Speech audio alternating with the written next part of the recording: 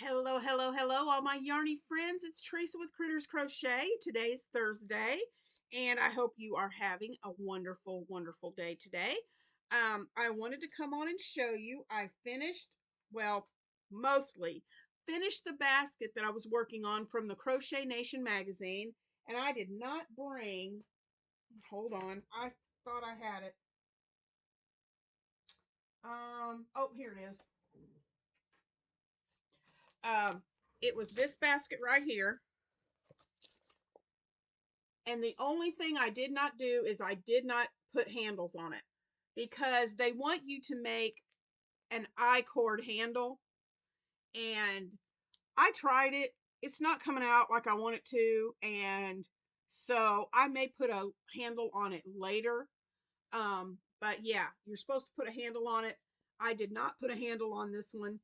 Um, so anywho, this is what mine ended up looking like. I used whatever was in my stash of Bernat blanket yarn, and I don't even know the names of them because this yarn was given to me, and none of them had the bands on them, so I don't know the names of the colors. But here's what my basket looks like. I love it, and I think I'm gonna have to put handles on it eventually, because it's just it's too floppy right up here without it. But there's the basket. And I think this was like cherry red, something like that. And this was a gray. And then up here, this variegated, it's like a white with very, very, very light tan and gray speckles through it. And I believe it's called something like beach, summer beach, or sandy beach, or something beach. I can't think of exactly what it was called. But anyway, this is what I used, and this is how it turned out. I absolutely love it. I am going to put this under my Christmas tree this year and put the boys, my grandson's Christmas gifts in it. Part of them. Not all of their gifts will fit in here, but because we go all out for those boys. So yeah, this is going to be under the tree with all their Christmas gifts in it. So I really like how it turned out. It's so pretty. And this one right here, the other two colors are soft, but this one right here is like super soft. I think it was actually the Bernat Baby. And oh my goodness, I want to take this yarn because I bought an extra skein because I wasn't sure if I was going to need it. So I have a whole skein of this left. I want to take this yarn and make a pillow. Oh, I could sleep on this. Oh, it'd be so comfy. So at some point, I want to make a pillow out of this blanket. But that's it. That is it. So, like I said, from here on out for our Thursdays, for right now, instead of working out of the Crochet Nation, I'm going to just be showing you my progress on Christmas gifts that I'm working on. But I did want to stop and tell you guys that I put up a poll about the crochet along that I want to do for next year with all of you. And so far, I asked, we're going to do a blanket made up with squares. And so far, the majority of you want a square a month. So I'm going with the majority on this. So each month, I will show you a different square. We're going to make them 12 by 12. And so I think what might end up happening is we will do in November, we will do 2 squares the beginning of the month. And then because that'll be for November and December. And then in the beginning of December, I will show you how to join the squares, and then I will show you how to do a border. And then that way you'll have time possibly to get it done if you want to give it as a gift or something like that at Christmas. So that's the plan. But I'm going to wait. I'm waiting until I think December is when I'm going to announce this so you guys can get your supplies and everything that you need. And so I'm not going to give you any more details as far as colors and what I'm thinking about doing until December. So stay tuned for that. Um, I have another crochet along that I'm going to start next year also with my members. So make sure, if you would love to place membership to support our channel, the monies that are generated through my memberships, that's what's going to help me to be able to do more crochet alongs with you, to be able to purchase yarn and hooks that I can share on the channel. It's just another way to support Critters Crochet so that I can have really good content for you guys, because I want to dive into more crochet alongs. I want to dive into actually designing patterns and doing tutorials for you guys on here. I haven't done very much of that, except for every Wednesday with or every month with Battle of the Stitches. So that's going to continue, but you guys support with memberships is just another way that I can be able to give you the content that you like and make this channel really uh, just an interesting channel, something you want to come back to and watch.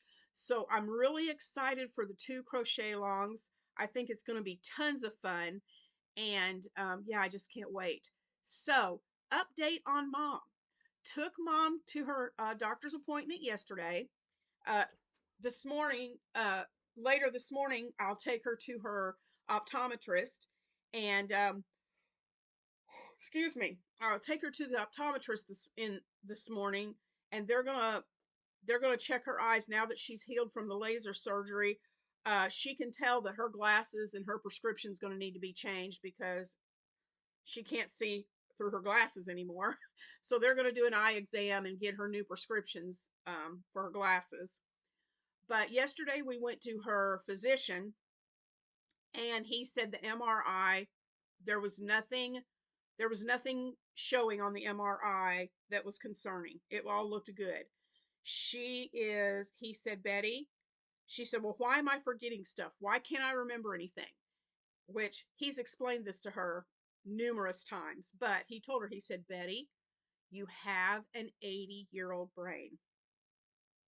He said, this is typical. Your brain is aging. And I did research. I looked this up. Your brain starts to shrink after the age of 50, and it gradually shrinks as you get older, at starting at 50 and on. And so he said, Betty, it's okay that you're forgetting names, and he said, but you know that. You know you're forgetting things. You can recognize that you're forgetting things. He said, when it gets to be concerning is when someone tells you that you're forgetting and you argue with them because you don't think you are. When you don't recognize that you're forgetting things, that's when the dementia or whatever concern is going to start. But he said, he told her, he said, Betty, you can't remember names. So you're not there. This is just what happens when you age. And he said, honey, you're 80 years old. These things will happen. But he did do some questions with her that I know are questions that you ask to detect for early signs of dementia. He just wanted to see what she would do and how she would do with it. And so and she didn't let on. If she knew that's what he was doing, she didn't let on that that's what he was doing. I think she just thought he was giving an exam, and that was it. But anyway, he asked her what the day of the week was. Now, this was yesterday, so this was Wednesday. He asked her what the day of the week was, and she had to sit there and think about it for a little bit, but she said Tuesday. She didn't get the day of the week right. Then he asked her what the month was. She got it right, but she sat there and thought about it for quite a while before she answered him. And then when he said, what is the date? She was able to tell him it was the 22nd. So it's just like hit or miss on what she knows and doesn't know. So he did that. He said, okay. Then he asked her to count backwards from 100 by 3. So 100, 97, 94, 91, 88, da, da, da. She started doing it. She got the first 3 numbers correct, but then she started messing up after that. But when he said to stop, she went, "Oh, wait a minute. I think I messed up on that." And she went back and, excuse me, fixed a couple of the numbers that she messed up on. So he said, "Okay."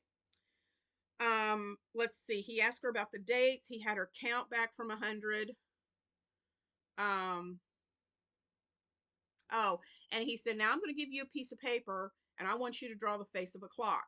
I have learned that this is one of the number one things that they ask patients to do that detects onset dementia, if they can't draw the face of a clock." Well, she drew the circle on the paper, and then we watched her. She just sat there and was looking at that piece of paper and looking, and she just kept staring at the piece of paper. And then she looked at him and she said, and which I thought was a very odd question. You guys let me know if you think this was an odd question. She looked at him and she said, "Do I really have to write all the numbers down on this clock?" She avoids doing the things that she can't do. She does everything to avoid it so that people don't see that she's confused. And I think that's what she was doing. He said, "You know what? No." He said, he said, "On this clock, I want you to show me the time of 4:45. He said, "If you can draw the minute and hour hand for 4:45, I'll be good." And I think that that was just his way of, okay, something's happening here. So she was able to draw the hands, but yet again, she didn't draw any of the numbers. So that was bothering me. So what he told her he's going to do, he said, "I still want you to see a neurologist." He said, "I can look at the MRI and I can look and see if like a tumor shows up or some kind of something." But he said, "As far as neurological, that's not my field." And he said, "I want you to see a neurologist so that we can really be sure and rule everything out, Betty." And she said, "Okay." Well, she normally goes to a neurologist in Jackson, Tennessee, and but the neurologist that she had been going to for her tremors um, can't see her till March. That's 5 months from now. And he said, so he told her, he said, "Now, if you don't want to wait 5 months," he said, "I can look in Nashville or Dixon, which is Dixon is just west of Nashville." He said, "I can check those 2 places and see if we can get you someone sooner." And so she decided she wanted to get this seen to. She wanted to get all this stuff over with as soon as possible. So her doctor is trying to schedule her with someone either at St. Thomas in Nashville or a neurologist in Dixon. And so we're just waiting to hear back to get that scheduled. So that will be next. We'll be our next thing will be taking her to the neurologist. So um, right now, like I said, she knows she's forgetting, so it's not dementia right now, but she she does have that aging brain. And he told her, he said, "You are so worried about this." He said, you don't need to worry." He said, "This is going to happen to all of us if we live to be at a ripe old age. Everybody's brain shrinks, and you don't," he said, "Betty, your brain is never going to work again like it did when you were in your 20s and 30s. It's just not." He said, "You're 80 years old." And he said, you've got to deal with that. You've got to realize that." And she is so terrified because her mother had Alzheimer's. She passed away from a stroke. A very severe stroke took her life. Her brother, before he died, was diagnosed with dementia, and her sister is under care right now. She has full-blown Alzheimer's. And my mom is just terrified, beyond words terrified, that that's going to happen to her. And it's all she thinks about. I have tried to get her to go with me to different places, to in these groups that I'm involved in, so that she can, you know, socialize and not be so all about just sitting at home and thinking about all this stuff. And that was another thing that her doctor told him. He told her, he said, Betty, you need to be, there's some things you can do. He said, you can't reverse what's happening to your brain. That's aging. You can't do anything about that. But he said, there are things you can do to strengthen your brain and to help it slow down a little bit. And he said it's like puzzles, like crossword puzzles, word searches, word games, jigsaw puzzles, things that just get your mind exercising. He said, and being social, going out. He said, social, I don't mean you sitting at home and your kids coming over to see you. He said, that's not the social I'm talking about.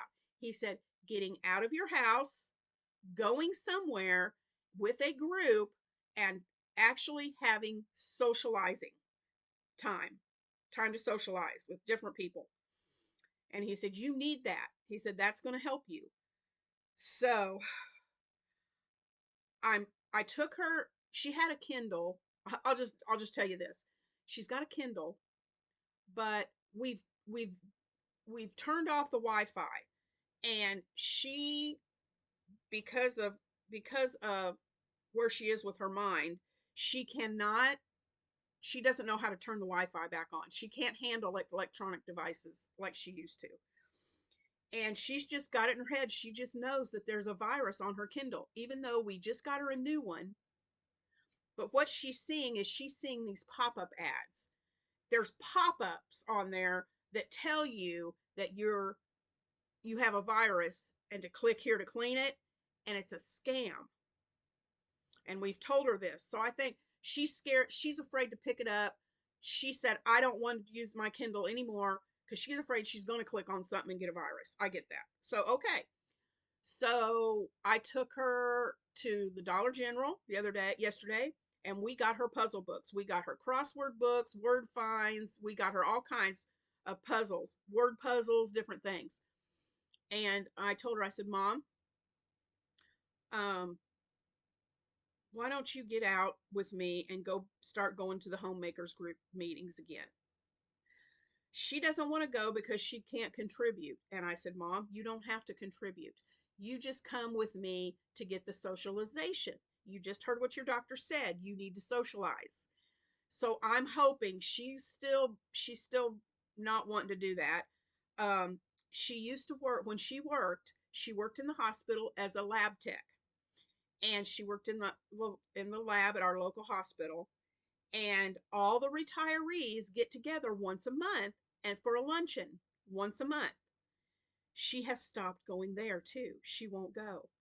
And the thing of it is, she does not want, I know what it is. She does not want her friends and the people she worked with to see that her mind's going. She didn't want them to see it. But that's not helping her. And I told her that. I said, Mom, that's not helping you. You need to get out. I said, don't you think that your friends understand? There's some of them that are at the same age you are and are going through the same things you're going through. Don't you think they kind of understand all of that? But she didn't want people to see it. Absolutely, it absolutely just terrifies her for people to know that she's aging, even though everybody knows how old she is. So, anyway, we're working with that now, trying to get her out more, trying to get her more active. He said, the more active you are, the better, Betty. He said, it's not good for you to sit at home all day staring at your four walls. He said, that's not healthy. You need to get out and get doing. So, we're trying. Even though she's being stubborn about it, we're trying to get her out more. So, um, thank you for all the prayers that you're sending Mom's way, all your good thoughts and everything. I ask you to continue to pray that things go well when we do have a neurologist appointment. They're supposed to let us know something next week, when her appointment is. So I'm praying that you guys just pray that that all goes well. And just pray for my mom that she'll finally decide that she wants to be around people. We're trying. But you know how that goes. That's a lot of times you don't listen to your family as well as you listen to other people. um, but if you guys, you know, well, no, never mind. I started to say something, but never mind. But anyway, just keep her in your thoughts and prayers, and I would really appreciate it. So I'm gonna get off of here and go run and pick up Mom to take her to her appointment and see about her eyes. And but like I said, she's really happy right now because there was nothing on the MRI. That terrified her. She just knew they were going to find something on that MRI, and they did not. So that's fine. So she feels a lot better now about that. So that worry is gone. But I think now she's going to start worrying about the neurologist appointment. So we shall see. But yeah. So tonight, guys, remember, tonight is the Film to Fiber that I'm doing with Shannon from the Spoonie Stitcher. That starts tonight at 7:30. And she also has a live right after ours. So our Film to Fiber live is only going to last 1 hour. It'll be from 7:30 to 8:30 Central, 8:30 to 9:30 Eastern. So make sure you come on, and we're going to reveal the projects that we made that inspired us by the movie Arsenic and Old Lace. So make sure you tune in for that tonight. Let's see. And then I'm trying to think. Saturday, I will be going live at 12:30 in the afternoon with Connie from Just Another Stitch, and we are going to talk about ponchos. So make sure you stay tuned for that live. And then I will Friday, I'll come on Friday and just do a recap and let you know what's coming up for next week. So I hope you guys have a wonderful day today, and I will see you in tomorrow's video. Bye guys.